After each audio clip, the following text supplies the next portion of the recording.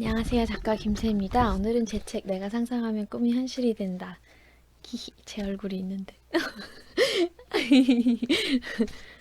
네, 이 사진이 조금 약간 이렇게 출판사에서 좀 아나운서 같이 찍어달라고 해서 아나운서 같이 찍었는데 사실은 저는 되게 막 이렇게 머리를 막 흩날리면서 잔디밭에서 뛰는 그런 걸 찍고 싶었었는데 아무튼 네, 그런 이렇게 이런 느낌으로 찍어주세요라고 해서 이런 느낌으로 찍어서 볼 때마다 되게 어색하다고 느끼고 있는 책표지 사진이네요.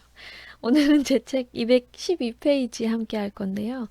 여기에서 행복에 대한 얘기가 나와요. 행복의 반대말이 뭘까요? 뭐 여러 가지가 있는데 저는 이 책을 썼을 때는 비교라고 생각을 했었어요. 왜? 비교하면 그때부터 되게 불행해지더라고요. 매일매일 기도하는 사람들이 있는 수도원에 아무리 해도 아무리 공격을 해도 이 사람들을 어떻게 변화할 수가 없는 그런 정말 정말 거룩한 수도원이었는데 거기서 진짜 제일 거룩한 아무도 어떤 악마가 건드려도 정말 성공하지 못한 한 수도자가 있었대요. 근데 그 수도자한테 이렇게 속삭였더니 순식간에 그 사람의 평화를 확 잃어버린 거예요. 악마가 뭐라고 속삭였을까요? 이렇게 얘기했대요. 신이 너보다 저 수도자를 더 사랑해. 특별히 사랑하셔. 너 말고 저 수도자를 특별히 사랑하셔라고. 그러니까 원래 되게 평화롭고 행복했고 신을 사랑하는 마음의 수도 생활을 하고 있는 잘하고 있는 사람이었는데 너보다 저 사람을 더 사랑이라고 하니까 확 일그러진 거예요. 우리도 그렇잖아요.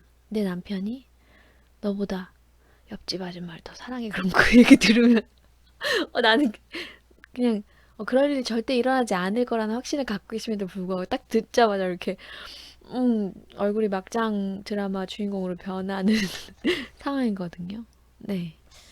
매일 기도하면서 정말 열심히 거룩하게 사는 사람도 수도자도 비교가 시작이 되니까 마음이 지옥으로 평화의 그 천국에 살다가 지옥으로 훅 떨어진 거예요. 그러니까 우리는 비교하는 습관을 버려야 돼요. 옛날에 제가 고시원 살 때는 원룸 사는 사람들이 그렇게 부러웠거든요. 그래서 원룸 살아보니까 투룸 사는 사람 부러운 거예요. 투룸에 살아보니까 아파트에 사는 사람들이 부러운 거예요. 그래서 아파트에 살아봤더니 나보다 좀 더 넓은 평수 사는 사람들이 부러운 거예요. 네.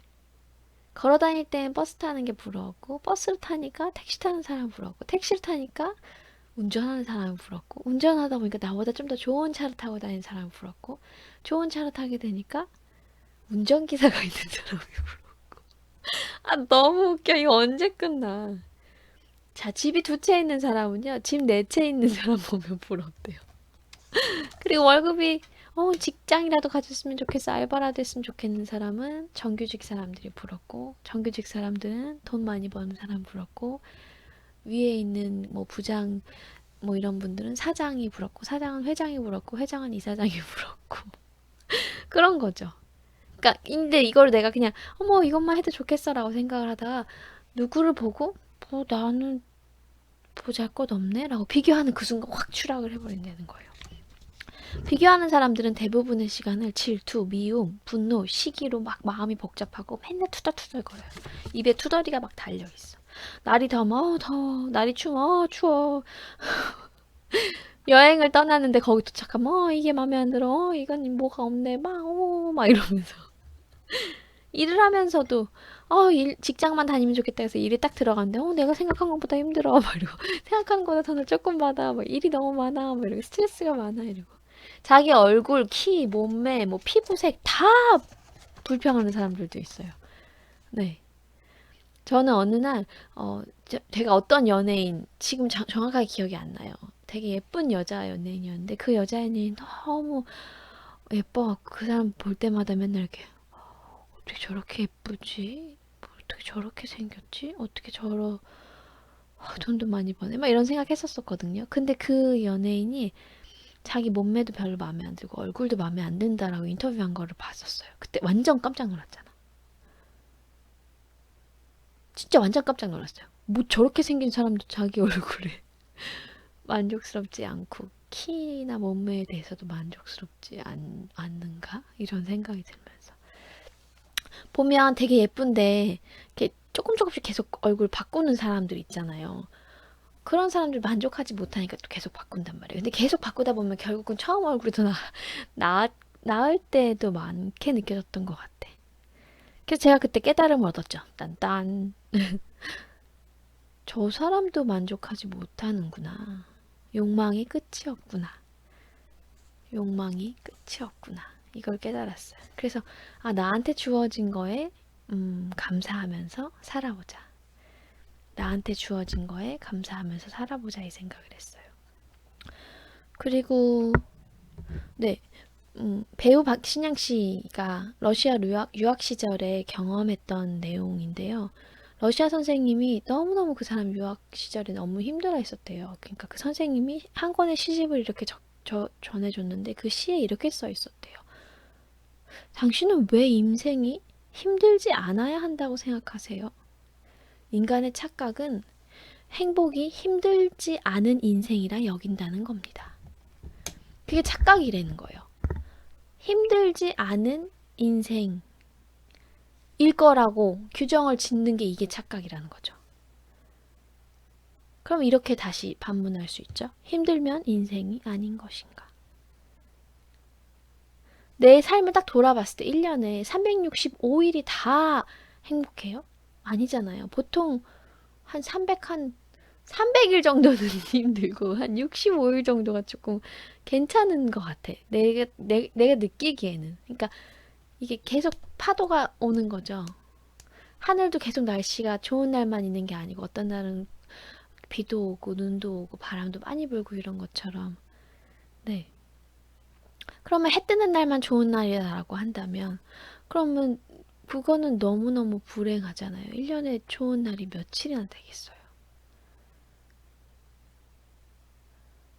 네. 생각해보면 즐거울 때보다 힘들 때가 많은 게 인생이고, 그렇기 때문에 가장 힘든 시기까지 사랑하는 법을 배우지 않는다면 내 인생을 사랑하는 게 아닌 게 되죠. 아이가 예뻐요. 근데 아이를 임신하고 출산하고 기르는 그 과정은 분명히 시간으로 따지면 고통의 시간이 훨씬 더 길거든요. 대학 합격하는 거 기뻐요. 근데 그 대학 합격해서 누리는 그 시간에 비해서 공부하고 준비하고 이게 훨씬 더 길다고요. 직장도 마찬가지고 내가 어떤 전시를 할 때 그림을 그릴 때도 그 그림을 완성한다면 그 희열은 짧고 근데 그 전에까지 준비하는 기간 되게 길고 막 이렇단 말이에요. 네. 그러니까 내가 힘든 거를 사랑하고 받아들이지 않으면 내 인생이 중요하지 않고 사랑하지 않는 게 되는 거죠. 그런 마음으로 삶을 돌아보면 내 삶이 되게 고맙게 느껴질 때가 있죠. 힘들었던 시간도 행복했던 시간도 다 축복인 거예요. 연애할 때도 그렇잖아요. 맨날 좋아요. 아니 맨날 싸우고 막 오해하고 또 막 얘기하다 풀고 다시 화해하고 또 싸우고 막 그러잖아요.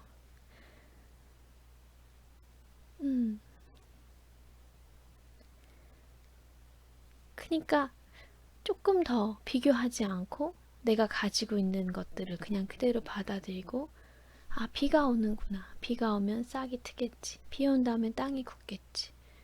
장마가 계속돼도 영원히 계속되는 장마는 없어. 이 장마가 끝나겠지. 폭풍이 불어도 이것도 결국 끝나는 날이 오겠지. 그리고 해가 딱 떴을 때 감사합니다. 너무 아름다운 햇살입니다. 라고 감사하고 기뻐할 수 있고 눈이 내렸을 때 눈이 오니까 참 예쁘다라고 감사할 수 있고 감사할 거 계속 찾아내는 거죠. 저는 되게 의식적으로 웃기 위해서 노력을 많이 했고 이렇게 한 적이 되게 많았었어요. 이렇게 하면 이렇게 입꼬리가 올라가지거든요. 하도 웃을 일이 없어서 여기가 경직돼서 이쪽이 웃어지지가 않는 날이 많은 거예요. 그래서 그냥 혼자 이렇게 하고 있었던 것 같아요. 이렇게 올리려고. 지금 되게 자연스럽게 웃게 됐거든요. 칼럼을 옛날에 썼는데 칼럼을 마음대로 막 이 사람들이 편집을 해버리는 거야. 끝에를. 되게 중요한 메시지인데 거기 안 들어간 거야. 난 그것 때문에 며칠 밤을 새웠는데 그 문구 하나를 꺼내려고. 근데 내가 그거 갖고 화내면 돼요, 안 돼요? 어차피 다음 주에 또 볼 사람들인데. 그럼 화 안 내고 그냥 잘 연재됐구나. 다행이다. 뒤에만 잘렸구나. 다 안 잘려서 다행이다.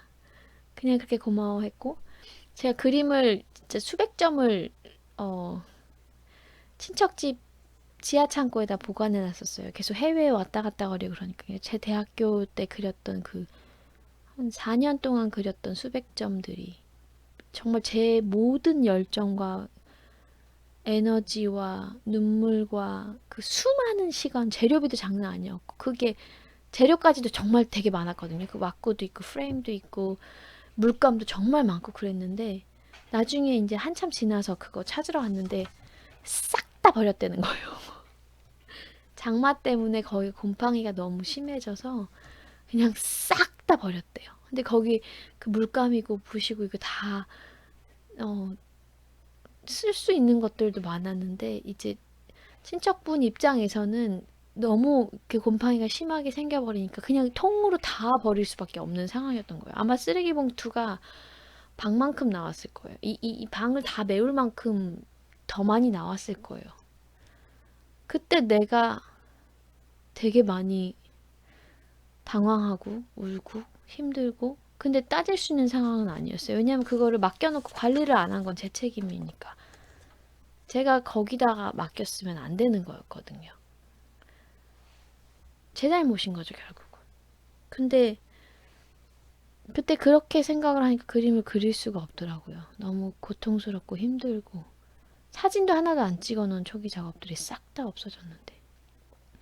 근데 그때 제가 감사할 거를 찾았는데 제가 살아있더라고요. 내가 살아있으니까 물론 초기 작품의 그 느낌을 낼 수는 없겠지만 그림은 계속 그릴 수 있잖아요. 내가 건강하게 살아있으니까. 그래서 그거에 감사했고 그 친척분이 제가 되게 힘들고 아르바이트하고 어렵고 그럴 때 다 썩었어 어떡해 라고 연락해주지 않은 거에 대해서 또 감사하게 생각했어요. 그때 그걸 제가 들었으면 진짜 못 살았었을 거예요. 너무너무 이미 가지고 있는 고민만으로도 힘들었는데 그냥 그거를 알아서 다 묵묵히 처리해 주시고 제가 물어볼 때까지 그게 어떻게 됐는지 말을 안 해주신 게 참 감사하더라고요. 그 다음에 갑자기 제가 쓰러진 적이 있었거든요. 그래서 화장실을 혼자 못 갈 상황이 돼서 거의 한 몇 개월 정도 대소변을 남편이 도와줘야지만 할 수 있는 상황이었었어요.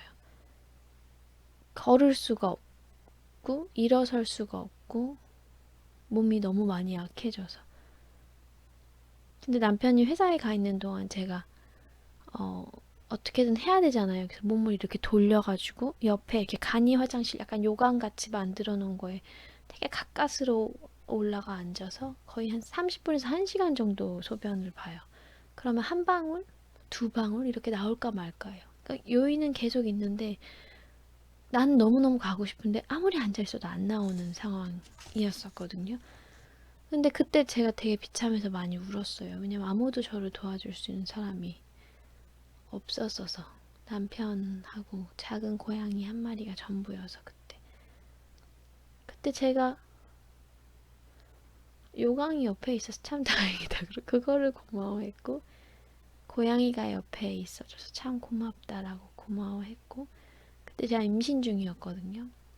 뱃속에 아이가 살아있어서 참 감사하다 이렇게 감사했던 것 같아요.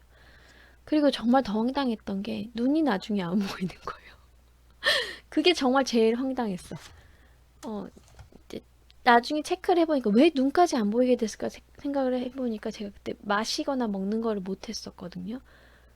마시면 다 구토를 너무너무 심하게 하는 상황이라서 이렇게 미지근한 물을 요만큼을 마시는데 1시간 가까이 걸리고 그거를 정말 조금씩 찬물 마시는 건 아예 생각도 못하고 그 미지근한 물을 마시면 그 한 잔 여기 한 반 잔 정도를 30분에 걸쳐서 되게 조금씩 축여서 마시는데 그걸 마시고 나면 온천에 한 4시간 정도 이렇게 들어가 있으면 이렇게 현기증이 확 나면서 어지러운 느낌 있잖아요. 그런 느낌이 들었었어요. 그렇게 물 한 잔 마시는 게 힘들었거든요. 그러니까 그런 시간들이 많아지고 그걸 마신다고 해도 다 30번 넘게 구토를 하니까 다 토해내고 그랬는데 그러다 보니까 탈수증이 너무 심해져서 눈이 안 보이게 된 거예요. 그 눈이 보이긴 보이는데 깜깜한 밤에 촛불이 하나가 있어도 눈을 지지는 것처럼 그렇게 아팠었어요. 제가 증상이. 눈이 안 보이니까 어떻게든 견디고 감사하려고 하는데 감사할 수 있는 게 없는 거예요. 너무 속상한 거예요. 근데 그때 감사할 거 찾아야 되잖아. 찾아야 될 거 아니에요. 그래야 내가 살잖아요. 그래서 감사할 게 뭐가 있지? 라고 하다가 만약에 우리 가족 중에 내가 지금 겪고 있는 이 고통을 다른 사람이 겪는다면 어떨까? 라고 생각을 했더니 내가 겪는 게 제일 낫더라고요. 저랑 제가 신장이 아파서 그런 증상이 있었는데 그 신장병 환우들 모임에 보면 아빠인데 가장인데 신장이 아픈 경우가 있는 거예요. 그러면 막노동을 하고 일을 하다가 쓰러지고 또 어떤 남자친구는 여자친구랑 같이 여의도에 가서 데이트를 했는데 거기서 참외를 먹었대요. 참외를 먹었는데 칼륨이 되게 높거든요, 참외가. 과일을 먹기가 어려워요. 신장이 안 좋아지면. 근데 그거 먹고 돌아오는 길에 쓰러진 거예요. 그러니까 되게 근데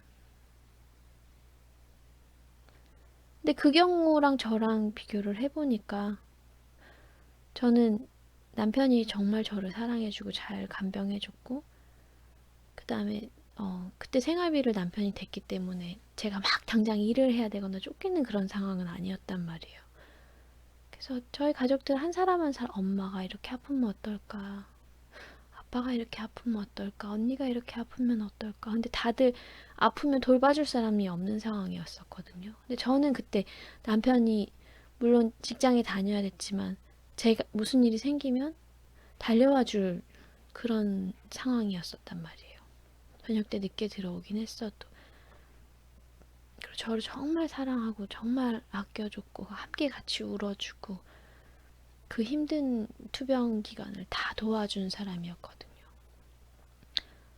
생각해보니까 내가 아픈 게 제일 나은 거예요.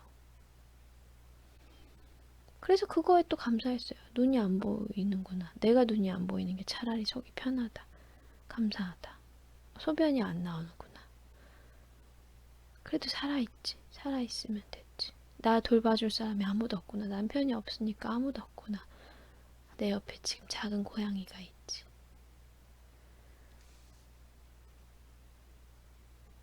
그냥 그렇게 하니까 감사할 일이 참 많았던 것 같아요. 그리고 그때 기억나는 게 제가 암막 커튼을 다 해버리고 집에서 선캡 쓰고 선글라스 끼고 지냈거든요. 눈이 너무 시려워서. 근데 고양이가 그 암막 커튼에서 햇빛을 보고 싶으니까 암막 커튼 안에 이렇게 들어가 있고 꼬랑지만 이렇게 뒤로 나온 거예요. 걔가 그렇게 햇빛을 쬐고 있더라고요. 근데 제가 그거를 보면서 해가 떴구나, 햇살이 있구나. 언젠가 나도 저 햇살 아래 저 햇살을 바라볼 수 있는 날이 오겠지. 그냥 그러면서 또 감사했어요. 그 고양이가 그 커튼 뒤에서 햇빛을 즐기고 있는 그거가 고마웠어요. 되게 원치 않는 상황이 있죠.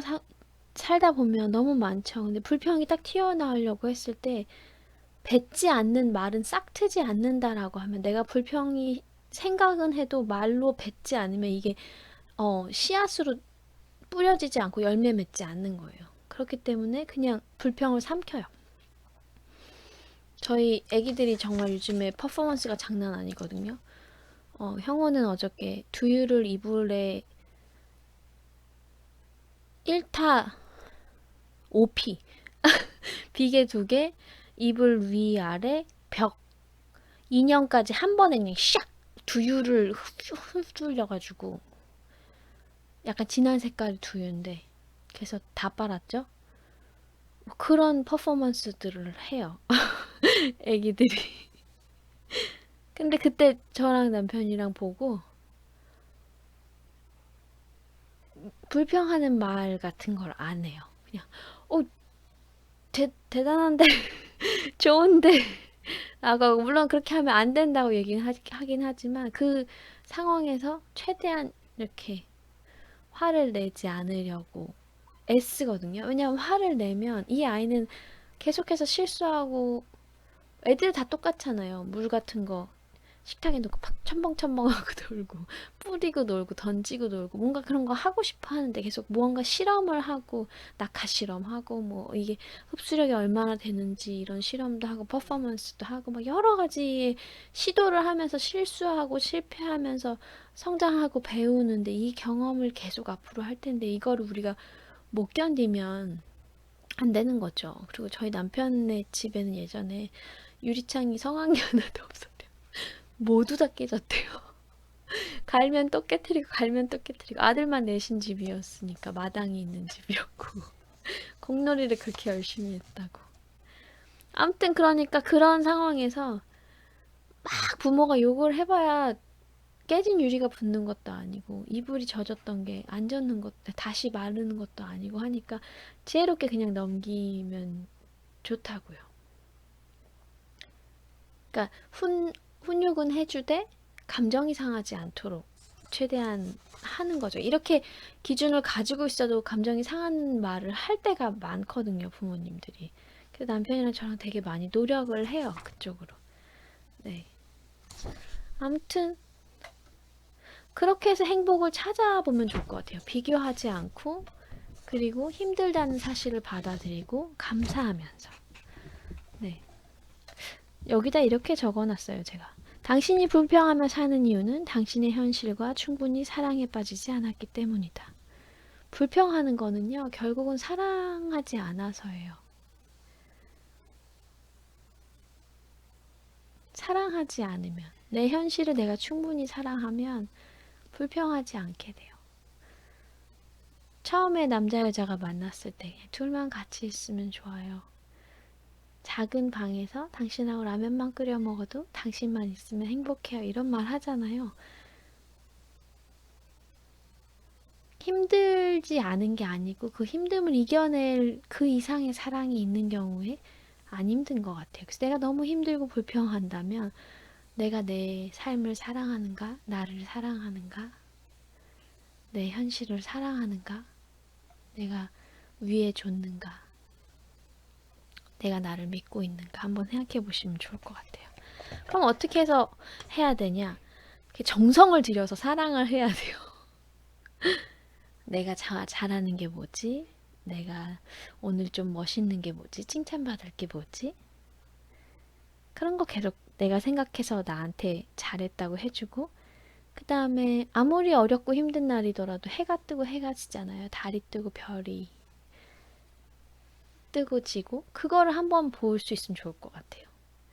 진짜 너무너무 고통스럽고 힘들 때 저는 하늘 보면서 정말 위안을 많이 얻었어요. 하늘을 보시고, 달을 보시고, 달 보면서 울었던 적도 참 많았던 것 같아요. 달밤에. 이러면서 울다가 근데 이렇게 하늘을 쳐다보면 눈물이 저절로 멎어요. 여배우들도 그래서 시상식에서 눈물 나면 이렇게 하늘 보잖아요. 네. 그 다음에 내가 먹는 그 된장국. 이게 된장에 호박이 들어있네, 뭐가 들어있네. 하면서 좀 그 맛에 조금 맨날 이렇게 한번 씹으면서 막 보지 말고 그거 맛을 좀 더 음미해보고 옆에서 누가 자고 있는 사람이 있다면 저는 그 발가락 보면 그렇게 행복하더라고요. 발가락이 이렇게 자고 있잖아요. 애기들도 자고 있고 우리 남편도 자고 있고 발가락을 이렇게 살짝 봐요. 너무 행복해요. 그냥 그런 거 보는 맛에 사는 거예요. 그리고 이런 모든 것이 나한테 거저 주어졌음에 감사하게 되죠. 시험을 앞두고 우리가 막 집중해서 공부하는 것처럼 경기를 앞두고 막 내가 약점이 이거지, 이걸 보완시키자, 강점이 이거지, 이걸 더 잘하게 하자, 막 이렇게 하는 것처럼 내가 매일매일 주어지는 그 삶의 즐거움에 집중하는 연습을 해보잖아요. 그러면 분명히 바뀌어요. 집중하는 데가 더 커지게 돼 있어. 옷에 빵꾸 났는데 계속 손가락으로 뚫으면 빵꾸 이만해지잖아요, 나중에. 그것처럼 내가 옷이 이만한데, 불행이라는 옷인데, 여기 안에 행복이 요만했으면 그거 행복을 계속 연구하잖아요. 그럼 거기서 정말 더 많은 기적들이 쏟아질 거예요. 그렇게 삶 속에 숨겨진 보물들을 찾아낼 때 우리는 더 행복해진다라고 돼 있어요. 자, 여기 페이지인데요. 이 사진 되게 예쁘죠? 제가 사이트에서 찾아낸 그 사진이에요. 플랫폼 같은데 럭키 이렇게 써 있잖아요. 우리가 그냥 무심코 지나가는 바닥에도 난 널 사랑해. 너가 잘 되도록 응원해 줄 거야. 넌 복받은 존재야 라고 써 있었을 수도 있다고요. 제가 이렇게 만삭인데 배가 지금 엄청나거든요. 이만하거든요. 예정일이 이제 한 보름에서 20일 정도 남았어요. 보름도 안 남았나? 네. 근데 이렇게 열심히 방송을 찍는 건 알려주고 싶어서 행복해도 된다고. 지금 이 상황에서 충분히 더 많이 격려해주고 내 자신을 응원해줘도 된다고 말하고 싶어서인 것 같아요. 여기 뭐라고 써있냐면 공기가 내 안 밖을 흐르듯 내가 원하는 모든 행운이 나에게 쉽게 흘러든다라고 써있거든요. 공기가 내 안과 밖을 흐르듯 내가 원하는 모든 행운이 나에게 쉽게 흘러든다. 공기가 내 안과 밖을 흐르듯 내가 원하는 모든 행운이 나에게 쉽게 흘러든다. 공기 들이마시고 뱉잖아요. 그런 것처럼 행운도 슉 들어왔다 슉 나가고 복도 들어왔다가 나가고 계속. 너무 자연스러운 거예요. 공기처럼 복이 들어오는 것도 기적이 벌어지는 것도. 그래서 저희 리치서클 아카데미의 그 별명이 기적 공장이잖아요. 기적은 1년에 뭐 몇십 년 만에 한 번 올까 말까 한 게 아니고요. 우리가 숨 쉬고 있다는 거, 걸을 수 있다는 거, 이렇게 서로 영상을 통해서, 책을 통해서 사랑을 나눌 수 있다는 거. 이게 기적이 아닐까 생각해요. 오늘도 좋은 밤 되시고요.